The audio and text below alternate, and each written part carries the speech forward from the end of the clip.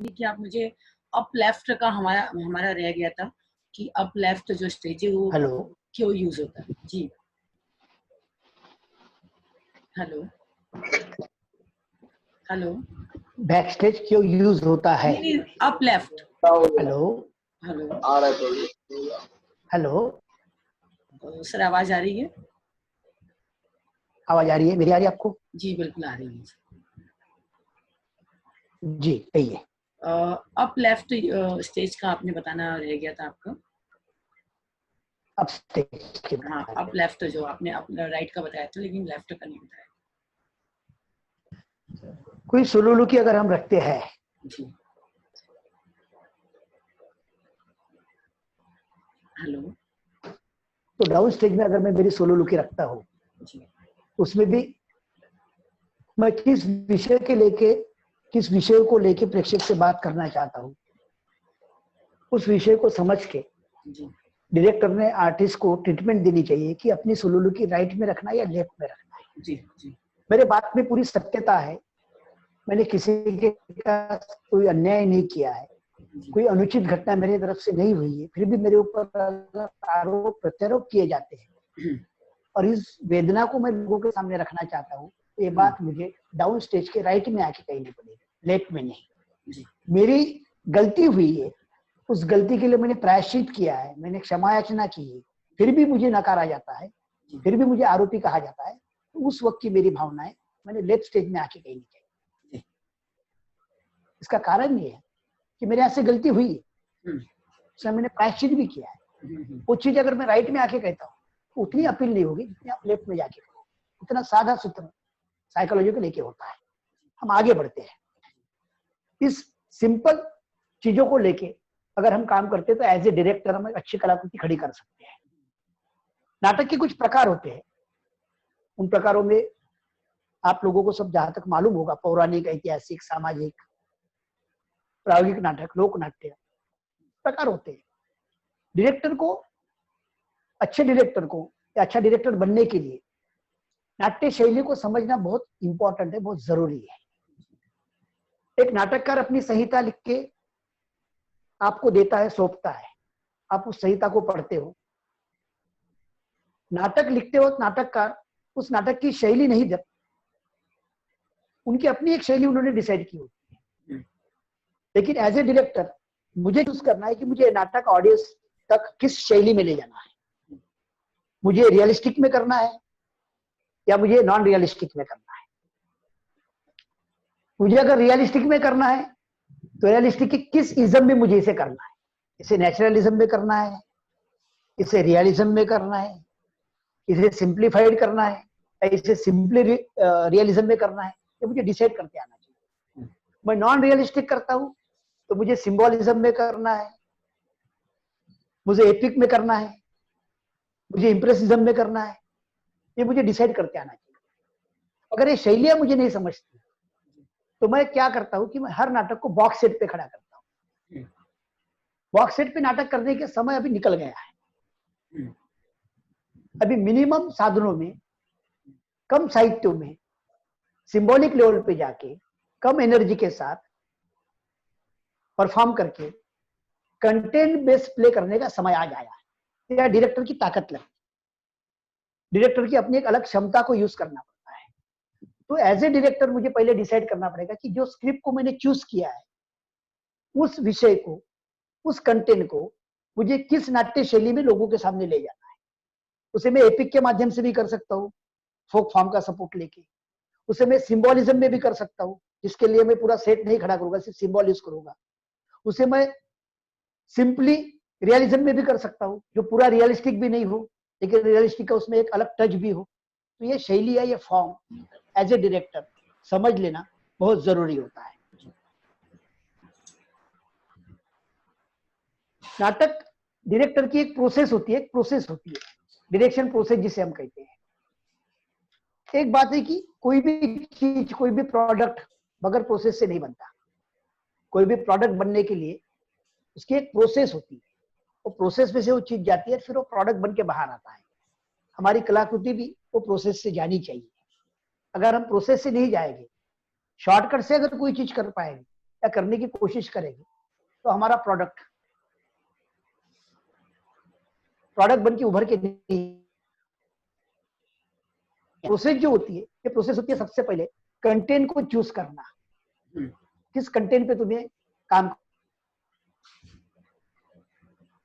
अगर नहीं अच्छा चूज करेंगे, वही सालों से चलते आए नाटक, वही सालों से चलते आई संहिता, वही परंपरागत नाटक को अगर हम कैरी करते रहेंगे तो नई चीज सामने नहीं आएगी। तो एज ए डायरेक्टर मेरी ये जिम्मेदारी बनती है कि मैं नए विषयों का खोज करूं, नए की खोज करूं। समाज व्यवस्था में बहुत से विषय ऐसे पड़े हैं जिसकी आज भी जरूरत है लोगों के सामने लाने की। जो चीजें उभर के दिखती है उन्हीं के ऊपर काम करना है जरूरी नहीं है, जो चीजें नहीं दिखती उसे भी उभर के लाना ये भी डायरेक्टर की जिम्मेदारी होती है। तो ऐसे कंटेंट को मैंने खोजना चाहिए। अब उसके लिए एक आधा राइटर हमारे पास अगर हो तो ज्यादा बेटर है, लेकिन बहुत से ग्रुप की दिक्कत है कि उनके पास राइटर नहीं होता है, वो दूसरों के ऊपर डिपेंड होता है। तो अभी हम ये चाहते हैं एज ए डायरेक्टर कि डायरेक्टर ने डिवाइस थिएटर एक बहुत अच्छी प्रक्रिया है जिसमें सभी के मतों को महत्व दिया जाता है। सभी के महत्व के माध्यम से कंटेंट को फाइनलाइज करें, उसको थोड़ा सा सर्च करें, सबको जिम्मेदारी दे, सभी के विचारों को स्वीकार किए, उसमें से एक संहिता बनाए, उसकी कलाकृति खड़ी करें। इस तरह से भी हम नए नए विषयों को सामने ला सकते हैं, ना कि परंपरागत उन्हीं स्क्रिप्टों को हम कैरी करते बैठे। हमारी एक फैशन आई है पुराने नाटकों को निकालना और नई नई फॉर्म में उसको बिठाने की कोशिश करना। गलत नहीं है, वो भी अच्छा है, ठीक है, करना चाहिए। पैरेलल नई चीजों को भी ढूंढना ये हमारा स्वभाव होना चाहिए। डायरेक्टर उसे कहते हैं, नवनिर्मिति का खोज करना मीन्स डायरेक्शन, ना कि जो चीजें है उसी को लोगों के सामने बार बार प्रेजेंट करना मीन्स डायरेक्शन नहीं है। नई चीजों को खोजना, नई चीजों के खोज में अपने आप को अस्वस्थ करना, ये होता है डायरेक्टर का मूल स्वभाव। जितने भी लोगों ने इस रंगभूमि के माध्यम से इस समाज व्यवस्था को कुछ नया दिया है तो अस्वस्थता से दिया हुआ है, इसी मूड के कारण दे पाए। परंपराओं को नकारते हुए दिया है, तो हमको परंपरा को नकारने की मानसिकता भी डायरेक्टर ने बनानी चाहिए। ये बहुत जरूरी है, ये बहुत इंपॉर्टेंट है सामाजिक स्वास्थ्य के। इस प्रोसेस में स्क्रिप्ट का चयन होने के बाद आर्टिस्ट का कास्टिंग होता है। आर्टिस्ट कास्टिंग में हमारे डायरेक्टर लोगों की बड़ी तकलीफ होती है, जो उपलब्धि हमारे पास है उसी में हमको करना पड़ता है। जो आर्टिस्ट हमारे ग्रुप में उन्हीं को नजर रखते हुए हमें स्क्रिप्ट चुनना पड़ता है। ये दिक्कतें होती है, नहीं होती है ऐसी नहीं है, लेकिन इन दिक्कतों को भी बाजू करते हुए हमने कास्टिंग में नए लोगों को लाने की कोशिश करनी चाहिए। उसके बाद सभी ग्रुप को साथ में लेके स्क्रिप्ट का एक रीडिंग होना चाहिए कि हम क्या करना चाहते हैं, उसका एक डायरेक्टर ने एक रीडिंग करके सबके सामने विषय रख के उसके ऊपर एक अच्छा डायलॉग होना चाहिए। डायलॉग ये बहुत इंपॉर्टेंट चीज होती है। डायरेक्टर का मूल स्वभाव सभी के साथ डायलॉग करने का और सभी को डायलॉग करने की संधि देने का होना चाहिए। थिएटर पे काम करते वक्त बहुत से जगह हम देखते हैं कि डायरेक्टर दूसरों को बात ही नहीं करने देता, दूसरे को डायलॉग करने का महत्व नहीं देता है, उसको वेटेज ही नहीं देता है। डायरेक्टर वही होता है जो सभी को अपने विचार अपनी भावना रखने की संधि दे, उनका विचारों का स्वीकार करे, उसका आदर करे और अपनी भी बात बड़ी रिस्पेक्टली बड़ी पोलाइटली उनके सामने में रखे। दूसरों ने अगर कोई विचार रखा है तो उसको स्वीकारने की मानसिकता भी एज ए निर्देशक मेरी होनी चाहिए। मैं निर्देशक हुआ इसका मतलब सर्वस्व तो नहीं हुआ ना, तो मैं सर्वस्व हूं। इसलिए मैंने जब भी कहा था कि ईगो, जब तक ईगो के बलून हम हमारे पिन से नहीं फोड़ोगे हम अच्छा निर्देशक नहीं बन सकते। अच्छा निर्देशक बनने के लिए हमें हमारे ईगो के बलून अपने ही पिन से अपने हाथों से फोड़ना होगा। फोड़ेंगे उस दिन हम निर्देशक हैं ये कहलाने का अधिकार हमें प्राप्त होगा। ये मेरा स्ट्रेट स्टेटमेंट है, चाहे किसे अच्छा लगे या बुरा लगे। मैं ईगो के साथ काम नहीं कर सकता। रंगभूमि ये ईगो से बड़ी नहीं होती है। रंगभूमि ये समाज को हेल्दी बनाने की एक प्रक्रिया है। अगर समाज को हेल्दी बनाने की ये प्रक्रिया है, समाज को हेल्दी बनाने का स्थान है, तो हमें भी उतना ही हेल्दीनेस हमारे में लाना पड़ेगा। सभी के भावनाओं का आदर रिस्पेक्ट हमें करना पड़ेगा। ये होने के बाद रिहर्सल स्टार्ट होता है, प्रॉम्प्टर होता है, स्क्रिप्ट लर्न करने के लिए होता है। लेकिन बहुत से डायरेक्टरों की दिक्कत ये जाती है कि जो स्क्रिप्ट में लिखा है वही आप लर्न करो, उससे बाहर नहीं जाना है। अरे आपको अभी तक यही नहीं पता यार, आप ड्रीम सिटी बोले जा रहे हो। कौन है ये? हाँ सर मैं माफी चाहती हूँ, किसी ने अभी एंट्री करी, 1 मिनट सर। ठाकुर तेजस सुप्रताप सिंह है। ये बच्चा बहुत समय से मुझे डिस्टर्ब करता है। मैं सोची हूँ कि यदि एक आध दिन और देखती हूँ, अदरवाइज इसको रिमूव कर दिया करूंगी, क्योंकि मैं इसको म्यूट करती हूँ, अपने आप को अनम्यूट कर लेता है। मैं पूरे टाइम यही करती रहती हूँ। सर 1 मिनट रुक जाइए।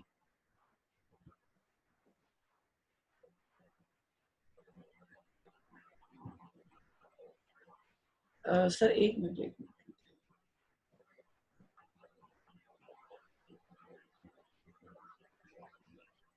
सर को अनम्यूट कर दो।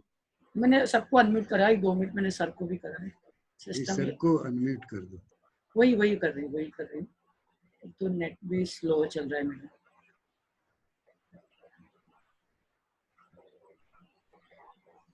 सर आप अपने साइड से अनम्यूट होइए ना, इधर से नहीं हो रहा मुझसे। ओके हो गया। अरे सर फिर जी। ओके। जी। शुरू करें? हाँ सर माफी चाहती हूँ, बीच में आपको डिस्टर्ब हो। रियल सर ने ओके नहीं, कोई बात नहीं। डायरेक्टर का अपना एक स्वभाव होता है, नाटककार ने दी हुई संहिता के जो डायलॉग होते हैं, जो शब्द होते हैं, उन्हीं शब्दों को, उन्हीं डायलॉग को आर्टिस्ट ने कैरी करना चाहिए, ये आग्रह होता है। अच्छे डायरेक्टर के एक लक्षण होते हैं, उसकी विशेषता होती है कि नाटककार ने दिए हुए शब्दों को कैरी करना वो जरूरी नहीं है। उसके आशय को पकड़ के चलो, आशय में बदलाव ना, इंटरप्रिटेशन ना बदले। इंटरप्रिटेशन वही जाए जो राइटर को अपेक्षित है, जो समाज तक पहुंचाना है। शब्दों में बदलाव आते हैं तो आने दो, उसमें कोई दिक्कत नहीं है। हम बहुत ही टेक्निकल ढंग से आगे जाते हैं, उसमें हम आर्टिस्ट लोगों को आर्टिस्ट कम और पपेट्स ज्यादा बना के रखते हैं एज ए डायरेक्टर। भाई एक ह्यूमन बॉडी आपके साथ काम कर रही है, जिस बॉडी में एक अच्छा मस्तिष्क है, अच्छी सोच है, एक अच्छा विचार उसके पास है, उसको आप पपेट्स कैसे क्या बना सकते हैं? पपेट्स बनाने का अधिकार किसी डायरेक्टर को किसी ने दिया नहीं। वो जिंदा है, उसे जिंदा ही रहने दो। उसके जिंदेपन को साथ में लेके आप उसको लेके आगे बढ़ो, कैरी करो। तो नाटककार ने दिए हुए शब्द ही आपने लर्न करना चाहिए, ये आग्रह एज ए डायरेक्टर कभी डायरेक्टर ने नहीं करना चाहिए ऐसा। ये मेरा व्यक्तिगत मत है कि नहीं होना चाहिए। उसके लिए सादी सोपी सरल भाषा अगर कोई आर्टिस्ट यूज करता है तो उसे करने दीजिए, उसे इम्प्रोवाइज करने दीजिए। इम्प्रोवाइजेशन ये बहुत ही नैसर्गिक भाव है इस सृष्टि का। हम आज यहाँ बैठे हैं, विकसित संस्कृति में हम लोग जी रहे हैं, सब इम्प्रोवाइजेशन की कमाल है। इम्प्रोवाइज करने से समूह बनता है, समूह बिगड़ता नहीं है। हम उसको इम्प्रोवाइज न करने देने की क्षमता को रोक के हम उनको बिगाड़ने की कोशिश करते हैं। तो समाज को बनाने की कोशिश रंगभूमि ने करनी चाहिए, बिगाड़ने की नहीं। इसलिए शब्दों को कैरी करो, दिए हुए शब्द ही कैरी करो। मैं कहता हूं उतनी कदम आगे बढ़ो, मैं कहता हूं वैसे ही आप बैठो, मैं कहता हूं वैसे ही आपका बॉडी पोस्चर होना चाहिए। जरूरी नहीं कि बर्तन मांजने वाली बाई सभी बाई सरी की नहीं बैठती है, सबके अपने फिजिक्स के हिसाब से बैठक अलग होती है। तो वो फ्रीडम आर्टिस्ट को देना एज ए डायरेक्टर बहुत जरूरी होता है। उससे नाटक खुलता है, जिसे हम कहते हैं कि बहुत नाटक के परफॉर्मेंस में काफी ईज था, सहजता थी। तो सहजता आने के लिए आर्टिस्ट को रिहर्सल के वक्त वो ईज डायरेक्टर की तरफ से मिलना भी बहुत जरूरी होता है।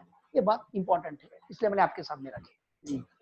इस तरह से एज ए रंगमंच निर्देशक करके बेसिक चीजों की तरफ हमने ध्यान देना चाहिए।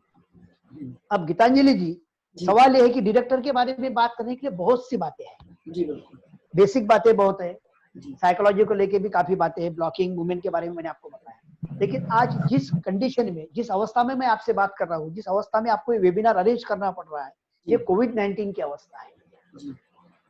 ये बहुत बड़ा पॉज है। इस पॉज का सदुपयोग, इस पॉज का उपयोग करने की आप और हम लोग कोशिश कर रहे हैं। तो पॉज का महत्व इस बहाने आप लोगों को मालूम पड़ गया होगा। संहिता के पॉज ढूंढना एक डायरेक्टर की सही ताकत होती है।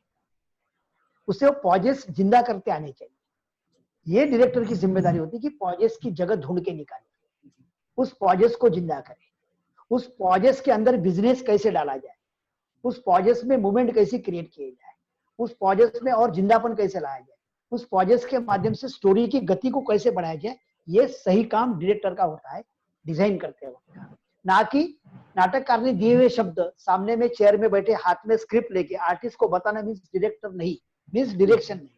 डायरेक्शन मीन्स दो संवादों के बीच में जो विराम आता है, उस विराम में क्या होना चाहिए इसको ढूंढने की, इसको खोजने की कोशिश करते रहना मीन्स डायरेक्शन। ये पॉज के माध्यम से मैं आपको बताना चाहता हूँ। जो कोविड-19 का पॉज आया है, तो बहुत भयंकर पॉज आया हुआ है और कितने दिन रहेगा इसका कोई अंदाजा नहीं है। ये मानवीय जीवन के आयाम बदलने वाला ये पॉज है। मैं थोड़ा अलग विषय की तरफ आप लोगों को ले जा रहा हूँ कि मानवीय जीवन के आयाम को बदलने वाला ये कोविड-19 जरूरी है। कर्मियों के लिए, रंगमंच के लिए, रंगभूमि के लिए इस विषय पे चर्चा होना, संवाद होना मैं बहुत जरूरी समझता हूँ आज की कंडीशन में। जी सर। कोविड-19 के बाद की रंगभूमि कैसी होगी, एक बहुत बड़ा क्वेश्चन मार्क, एक बहुत बड़ा प्रश्न चिन्ह आज आप और हम लोगों के सामने है कि कोविड-19 के बाद की रंगभूमि कैसी होगी। एक बड़ा प्रश्न है। आज हम एक अलग स्थित्यंतर की कगार पर खड़े हैं, एक अलग बदलाव की कगार पर खड़े हैं। ये बदलाव कैसे होगा, ये सकारात्मक होगा, नकारात्मक होगा, ये सामाजिक स्वास्थ्य के लिए हेल्दी होगा या और डिप्रेशन की ओर ले जाने वाला होगा, परिवारों को उद्ध्वस्त करने वाला होगा कि परिवारों को नए तरह से बसाने वाला होगा, हम कुछ आज इस बारे में नहीं बता सकते। ऐसी स्थित्यंतर के घड़ी में आज हम ये वेबिनार कर रहे हैं। स्थित्यंतर तो है, लेकिन स्थित्यंतर के साथ साथ ये जो आने वाला समय है, ये पुनरुत्थान का समय है। रंगभूमि ये पुनरुत्थान की बात करती है, रंगकर्मी ये पुनरुत्थान की बात करने वाला व्यक्ति होता है। रंगभूमि ने जागतिक लेवल पे पुनरुत्थान के बार बार प्रयोग किए हैं और वो बड़े यशस्वी भी हुए हैं। आज पुनरुत्थान का समय आपके और हमारे सामने आया हुआ है। पारंपरिक रंगमंच की प्रक्रिया को हमें छोड़ना होगा।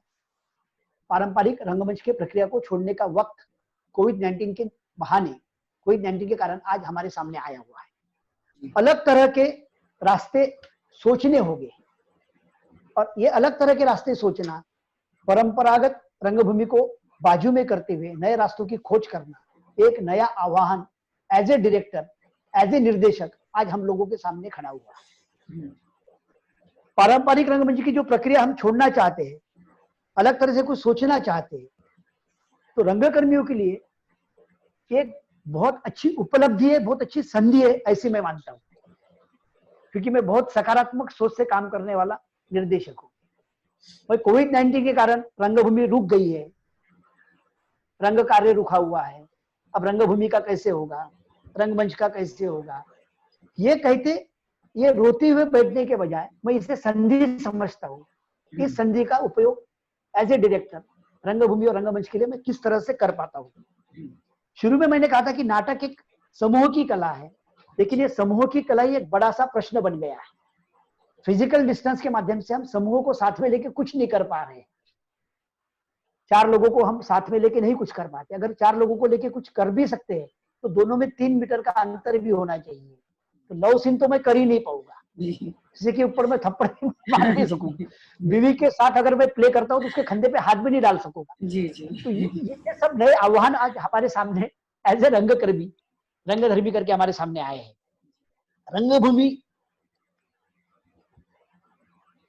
रंगभूमि कहो या नाटक कहो, नाटक के 3 मूलाधार है।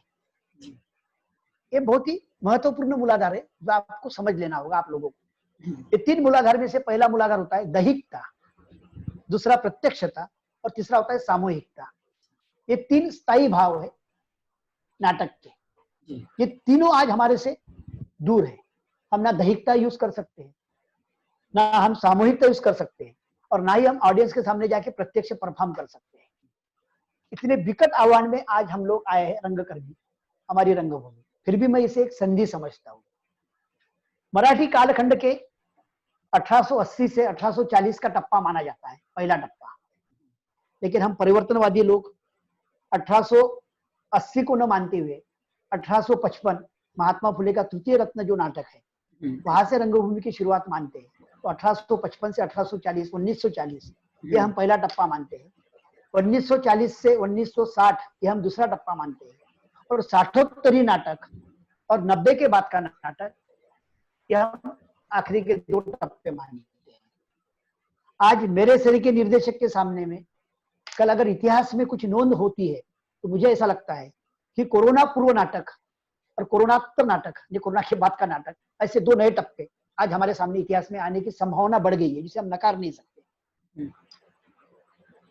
कोविड-19 के कारण रंगकर्म तो रुका हुआ ही है, लेकिन एक बड़ा नुकसान, बड़ा चैलेंज, बड़ा आह्वान, बड़ा प्रश्न हमारे सामने फिर से खड़ा है कि जिस संस्कृति के हम वाहक है, जिस संस्कृति ने हमें इतना अच्छा जीवन दिया है, उस संस्कृति को और कलरफुल करने का, उस संस्कृति को और जिंदा रखने का काम जो लोक कलावंत करते आए हैं, कर रहे हैं, उस लोक कला के सामने में बड़ा आह्वान आज हमारे सामने आया है। आज हम देख रहे हैं कि महाराष्ट्र के अंदर तमाशा, हमारा कोकण का दशावतार नाटक जी, या हमारे विदर्भ का झाड़ीपट्टी रंगभूमि, या आसाम का मोबाइल थिएटर आज पूरी तरह रुक गया है, जिसके ऊपर हजारों परिवारों की उपजीविका थी, आज वो भी रुकी हुई है। तो as a director, as a रंगकर्मी, एज ए थिएटर आर्टिस्ट करके मेरे ऊपर एक जिम्मेदारी आती है कि इसके बारे में मुझे सोचना चाहिए, नए आयाम मुझे ढूंढने पड़े। फिर आ गया ये ठाकुर तेजेश्वर प्रताप, यदि आपको क्लास अटेंड करनी है तो मोबाइल के साथ छेड़छाड़ बंद कर दीजिए, अदरवाइज कल से मैं आपको क्लास में एंटर नहीं होने दूंगी। मैं आपको मैं 3 दिन से आपको बर्दाश्त कर रही हूँ, मैं आपको म्यूट करती हूँ, आप अनम्यूट हो जाते हो। रिमूव कर दो। कल भी सर मैं परेशान हो गई थी बहुत, बीच बीच में बार बार अनम्यूट कर लेता है अपने आप को। चलो होता है, ठीक है, उससे अपने को हम लोग अपने आप को डिस्टर्ब नहीं करेंगे, उससे उसका करने दो, ठीक है।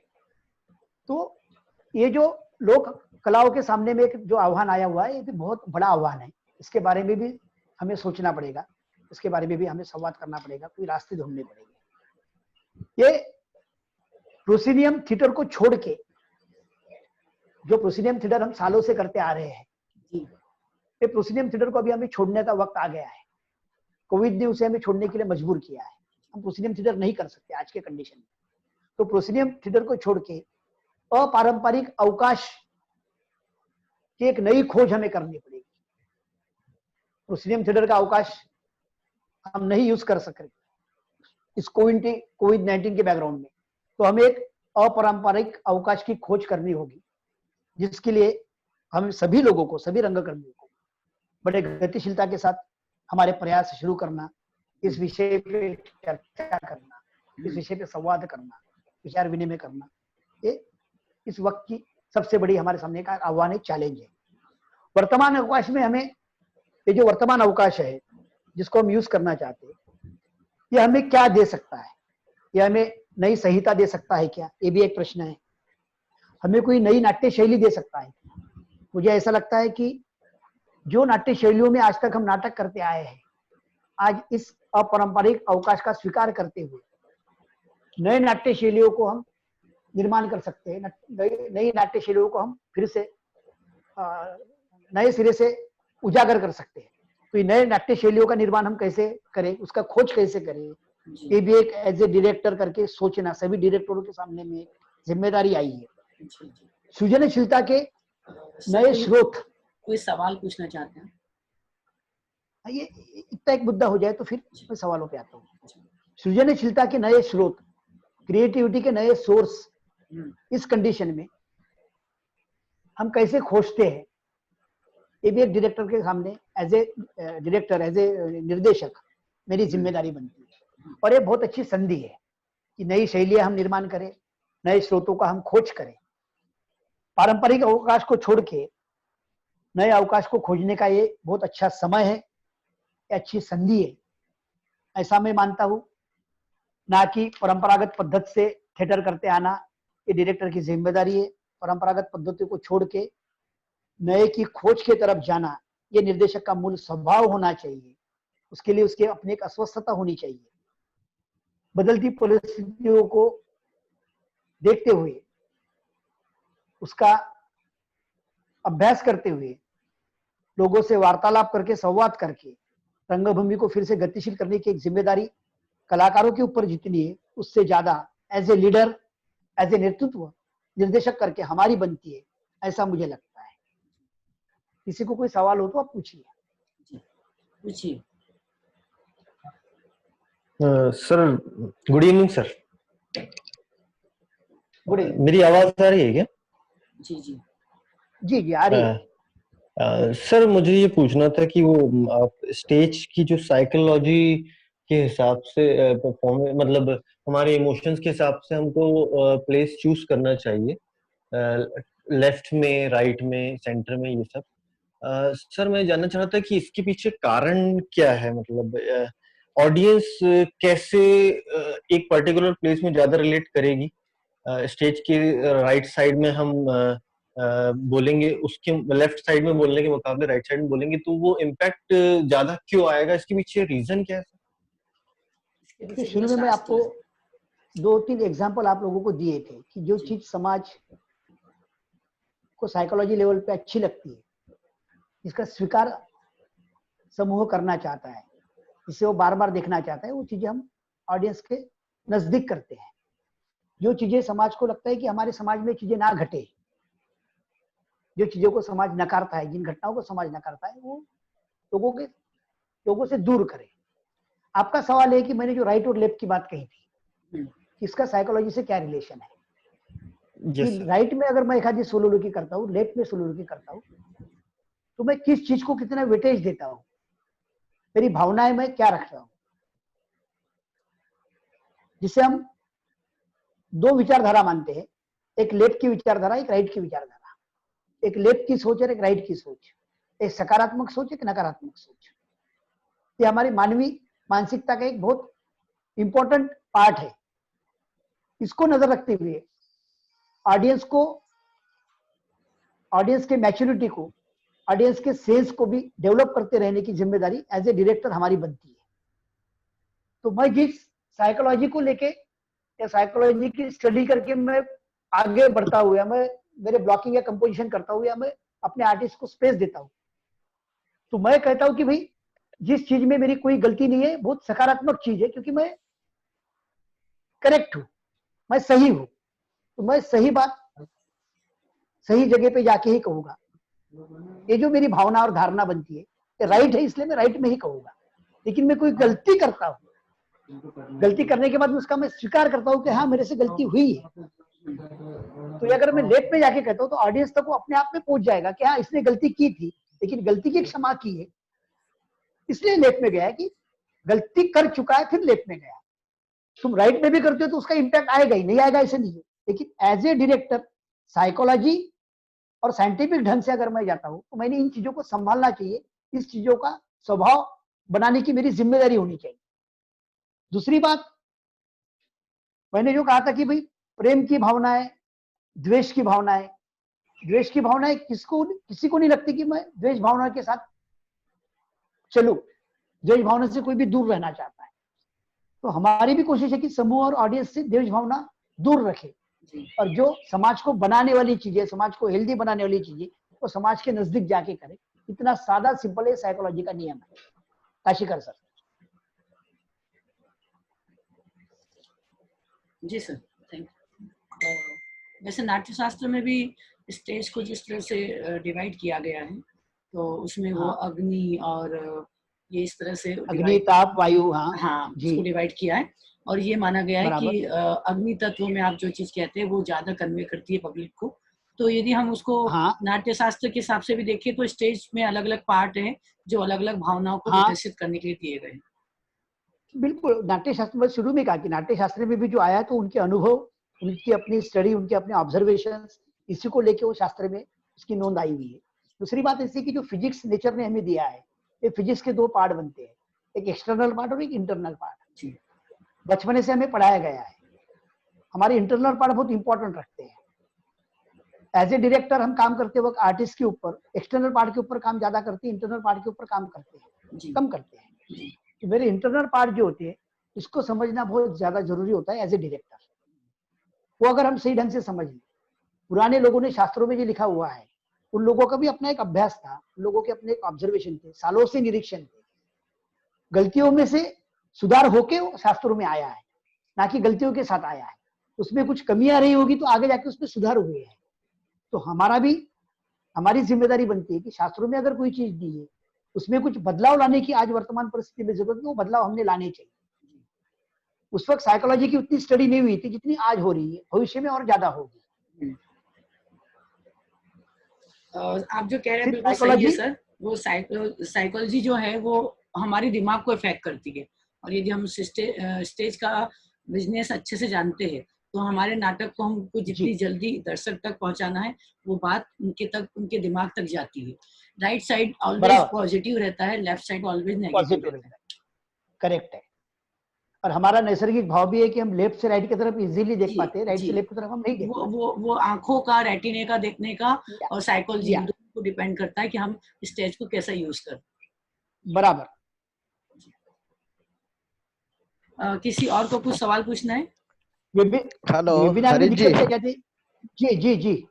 मैं मंगेश बंसुड़ बोल रहा हूँ। हाँ नमस्कार, कैसे आप? मस्त मस्त। मराठी में बात करिए। नहीं, खूब ज्यादा कंफर्ट है हिंदी में मेरे से, मैं उतना कंफर्ट नहीं हूँ हिंदी में। जी जी। हाँ हाँ, कोई प्रॉब्लम नहीं है।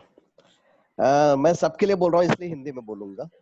हरीश जी, आपने जो बात रखी बिल्कुल बहुत अच्छी बात रखी है। आपने जो बात अभी डायरेक्शन के हिसाब से पॉइंट ऑफ व्यू से रखी है कि right stage, centre stage, down stage, then up stage को लेकर और साइकोलॉजी को लेकर, लेकिन मेरा ऐसा मानना है कि ये सारे संकेत है। ये संकेत है हमारे स्टेज के, और ये जरूरी नहीं, इट इज नॉट कंपल्सरी कि इसी तरह से होना चाहिए। ये संकेत है, इस तरह से होना चाहिए, ऐसा नाट्य शास्त्र कहता है या साइकोलॉजी कहती है। लेकिन अगर किसी डायरेक्टर को लगता है कि इस तरह से नहीं, मुझे अलग तरह से करना है, तो भी वो कर सकता है। यानी वो डायरेक्टर का अपना पॉइंट ऑफ व्यू हो सकता है। बिल्कुल बिल्कुल। उसमें एक बात है, उसमें एक बात है मंगेश जी, मैं अगर प्रोसीडियम थिएटर करता हूँ तो प्रोसीडियम थिएटर का अपना एक आकृति बंद होता है। बिल्कुल। एक सीमित जगह में एक सीमित प्रोफाइल मुझे ऑडियंस को देनी होती है, और सीमित प्रोफाइल में मुझे कॉमन इम्पैक्ट ऑडियंस पे लाना होता है। बिल्कुल। मेरे सामने बैठे हुए ऑडियंस के ऊपर, तो उसका अपना एक आकृति बंद होता है। इसलिए आखिरी पैसेज में मैंने जो रखा कि प्रोसीडियम थिएटर से हम बाहर निकलने की आज अवस्था आई है। आज वर्तमान परिस्थिति में हम प्रोसीडियम थिएटर नहीं कर पाएंगे। मैं अगर बाहर जाके स्क्रिप्ट प्ले करता हूँ तो जो साइकोलॉजी के नियम मैंने आपको बताया, नियम वहां लागू नहीं होंगे। लोक कलावंतों को ये नियम लागू नहीं होते। बिल्कुल बिल्कुल। तमाशा में ये नियम लागू नहीं होंगे। बिल्कुल नहीं होता। दशावतार में नियम लागू नहीं होता। फ्री फॉर्म में होता है। बिल्कुल। थिएटर अगर करता हूँ, एक आकृति बंद अगर मैं स्वीकारता हूँ, तो आकृति बंद में मुझे इस साइकोलॉजी के लेके आगे अगर मैं बढ़ता हूँ तो मैं अच्छा परिणाम प्राप्त कर सकता हूँ। बिल्कुल। अदरवाइज मैं राइट और लेफ्ट को नहीं, ओवरऑल बिल बहुत ही अच्छा रहा है आज का आपका थैंक यू। अश्विनी जी, आप कुछ पूछना चाहते थे, पूछिए। एक बात सिर्फ आखिरी की बतानी रही है जो मुझे इंपॉर्टेंट लगती है एज ए डायरेक्टर। छोटा सा एक टैच है, रंगभूमि में काम करते वक्त काफी तरह के डायरेक्टर मैं देखते आया हूँ। मुझे डायरेक्टर कैसे बनना है, ये बहुत इंपॉर्टेंट चीज है। मुझे नाटक करने का शौक है या मैं नाटक करना चाहता हूँ, इसलिए मैं कुछ लोगों को इकट्ठा करके नाटक करता हूँ। कुछ मेरे शरीर के उत्साही लोगों को इकट्ठा करता हूँ, उन लोगों को लेके एक आधी संहिता चूज करता हूँ और नाटक स्टार्ट करता हूँ। नाटक डायरेक्टर में कुछ प्रकार होते हैं, ये बड़े गमतीदार और मजेदार है। शुरू में तालीम मास्टर हुआ करते थे, जो हाथ में संहिता लेके सामने पे खुर्ची पे बैठते थे और स्क्रिप्ट में लिखी हुई बातें आर्टिस्ट के माध्यम से कहलाती थी, उसे हम तालीम मास्टर कहते थे। बाद में आया, फिर मेरे दिमाग में कोई स्टोरी आई है तो मैं उसको लिखता हूँ, उसको संहिता के रूप में लाता हूँ। तो मैंने लिखी इसलिए मैं उसे डायरेक्ट करूंगा, तो उसे हम राइटर डायरेक्टर कहते हैं। राइटर होता है तो मेरी संहिता मैं ही डायरेक्ट करूँ, मैं ही बिठाऊंगा। इस स्वभाव के कुछ डायरेक्टर होते, कुछ डायरेक्टर होते कि मैं अच्छा एक्टर हूँ, मेरा वॉइस क्वालिटी अच्छी है, मेरा वॉइस टेक्सचर अच्छा है, मेरी पर्सनालिटी अच्छी है और मैं नाटक करना चाहता हूँ, तो मैं हीरो रहूंगा और मैं डायरेक्टर रहूंगा, जिसे हम आर्टिस्ट डायरेक्टर कहते हैं। चौथा ऐसा होता है कि जो टेक्निकली बहुत एक्सपर्ट होता है, जिसे लाइटिंग अच्छी आती है, बहुत अच्छा म्यूजिशियन होता है, वो नाटक करना चाहता है, वो कुछ लोगों को इकट्ठा करता है, तो होता है टेक्निकल डायरेक्टर, अंतरज्ञ दिग्दर्शक जिसे हम कहते हैं। पांचवा होता है जो नाटक का बड़ा शौकीन होता है, एज ए ऑडियंस बहुत नाटक देखता है, घर में लाके सीडी लाके देखता है, पिन ड्राइव में लाके नाटक देखता है, उस नाटक की कुछ लोगों को इकट्ठा करके कॉपी मारता है, उसे हम रबर स्टैम्प दिग्दर्शक कहते हैं, जो दूसरों के नाटक देखना और बस उसकी कॉपी करवाना, लेकिन अपने आर्टिस्ट को पता भी ना चले कि भाई नाटक देख के आए, और रात को देखना और दूसरे दिन फिर रिहर्सल करना, आज एक सीन देख लिए कि दूसरे दिन उसको कंपोज किए। ऐसे डायरेक्टर आपको रंगभूमि पे काफी दिखेंगे, इनका प्रमाण ज्यादा है।